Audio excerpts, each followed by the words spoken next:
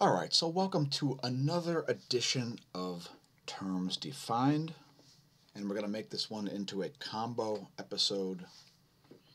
It's an episode of The Diamond Anvil, a too hard to smash. Terms defined. Ethics. Have you thought about ethics? Have your ethics grown or have your ethics shrunk? What's the scenario with your ethics? Are you getting burned up about ethics? Are you very angry about ethics? Do you understand the first thing about people swearing in oaths? Well, let's talk about it a little bit. Bah! See what I've done there? I've done something perhaps unethical, right? I've frightened the viewer by suddenly growing in size and shining a bright light into the camera. See how that works? Now, is it unethical for me to do so? Perhaps, but wouldn't you have to understand the context? So, now don't take this the wrong way and freak out and try to plot my demise. The point I'm making is that everybody who you deal with, who works for the government, the people in the executive branch that have the ability to screw you over, people like the CIA, the FBI, police, the government, things that your governor does, things that judges do. An interesting ethical dilemma presents itself at times like these, and perhaps you should consider the ones that are facing your elected officials and your unelected bureaucrats. So, what am I getting at here? Well, what I'm getting at is this. Whether we're talking about your local judge, a federal judge, your governor of your state, and we're going to keep this U.S. specific here, although the principles will apply anyplace else. Ethics are super important for various reasons because, for instance, one of the reasons that the Geneva Convention is super important is because it prevents everybody from fighting to the death at war. Because if you have policies in place that all soldiers follow because they are ethical, and you have ethics at every branch, at every command level, whether it's a private or it's a captain commanding a whole platoon, everybody must constantly enforce ethics. This creates a checks and balances system in any sort of military or police hierarchy. Also, the government is specifically designed this way to have checks and balances.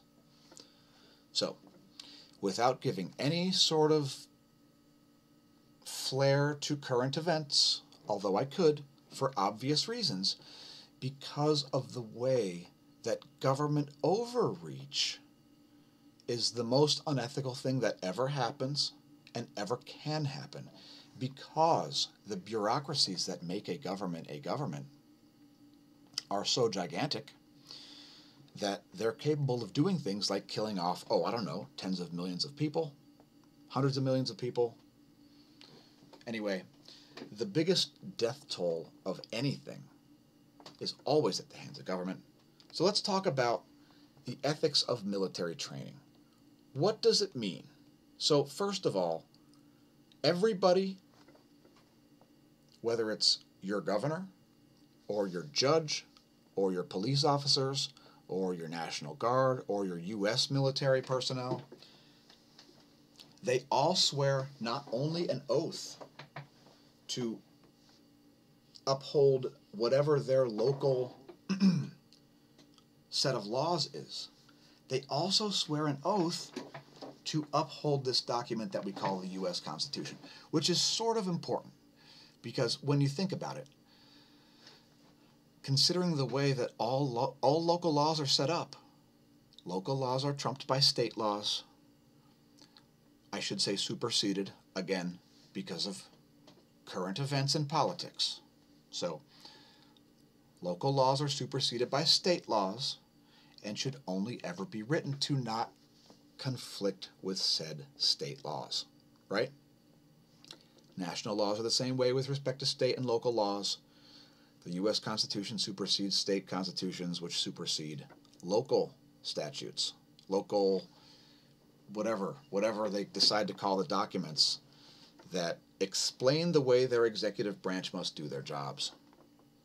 So, we're only going to talk slightly in depth about the U.S. military because the same sort of systemic hierarchy is in place in police agencies.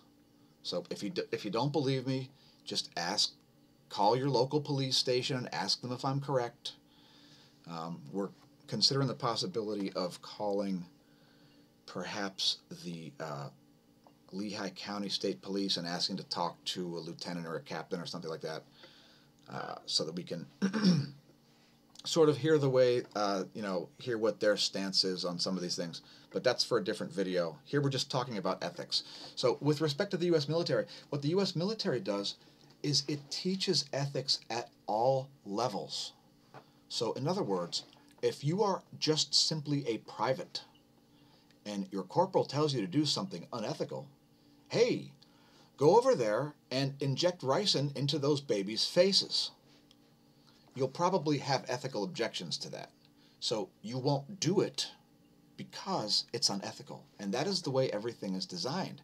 If you're a corporal and the sergeant says, go jump off that cliff right there, your job is to righteously disobey said order, right?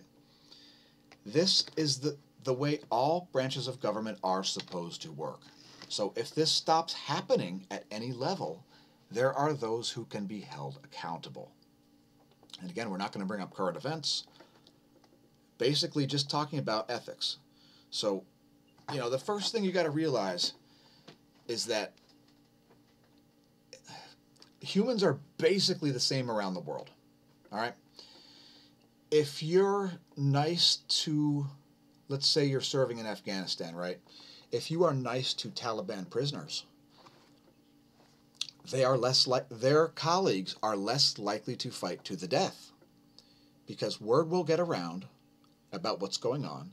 And an example of a huge systemic failure was I believe it was 2003, the U.S. military's Abu Ghraib disaster.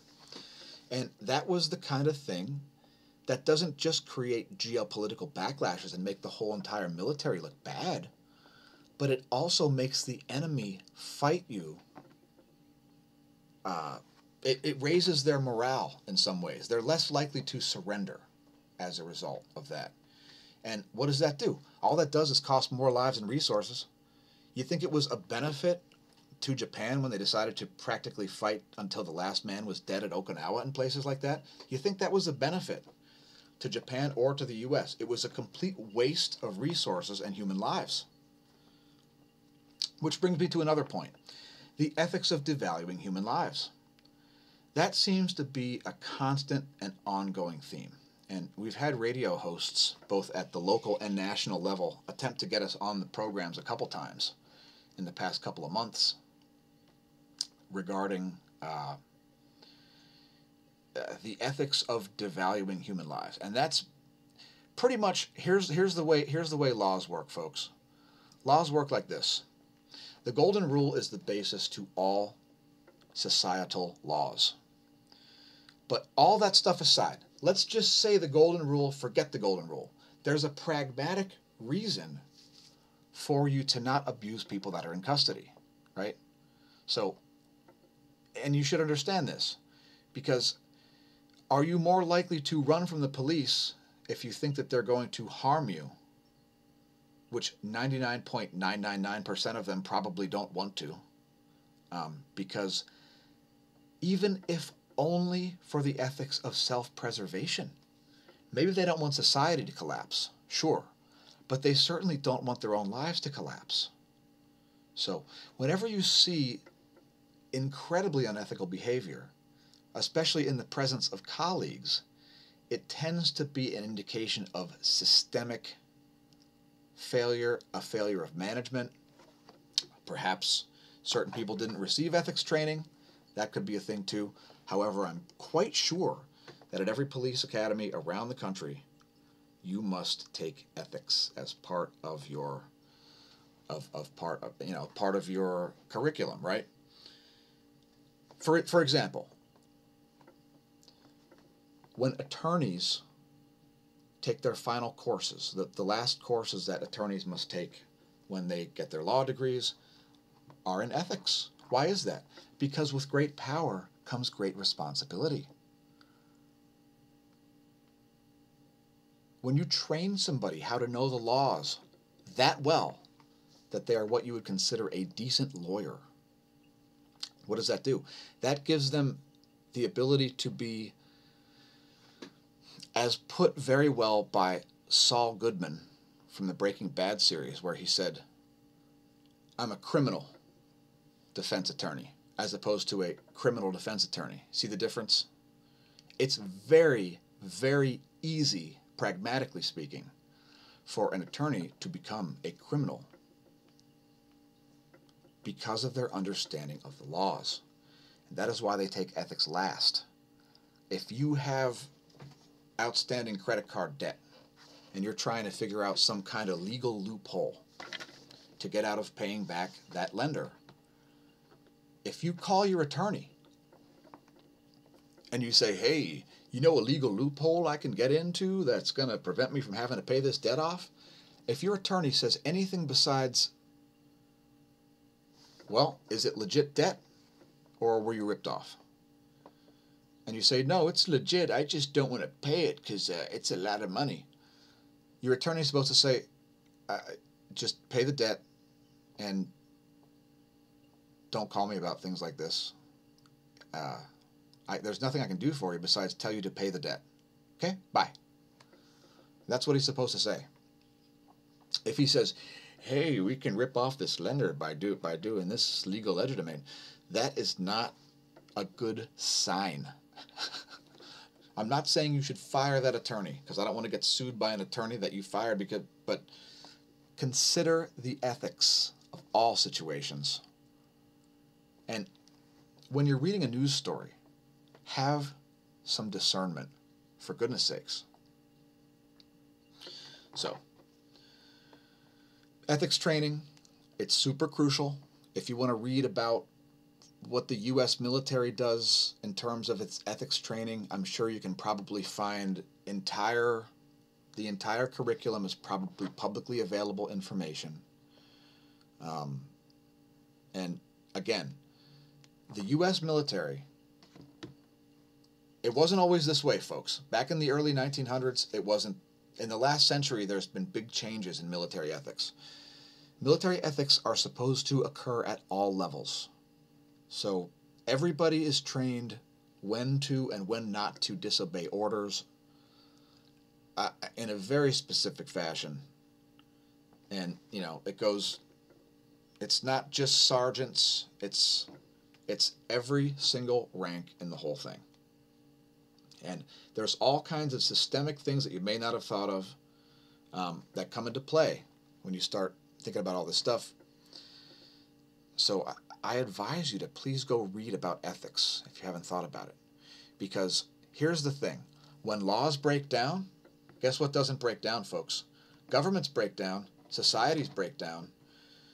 Financial systems break down. Supply chains break down. Sometimes, not here right now, but nonetheless, sometimes they do. Guess what doesn't break down? Morality. The concept of right and wrong. So anyway, on that note, consider that in your actions. Please don't do anything stupid. Don't come up with a permanent solution to a temporary problem. Just like when you're driving on the highway and you find things to be very, very objectionable. Typically on the highway, if you wait about 5 seconds, they'll be a bit different. So that's my pro-driving tip. That's my ethical pro-driving tip. Those people on the road, they're trying to get to some place just like you are, and the road should be a sacred passage, and it should be kept clear unless you're moving. That's all I have to say about ethics. Thanks for tuning in, and we'll see you soon with some more stuff.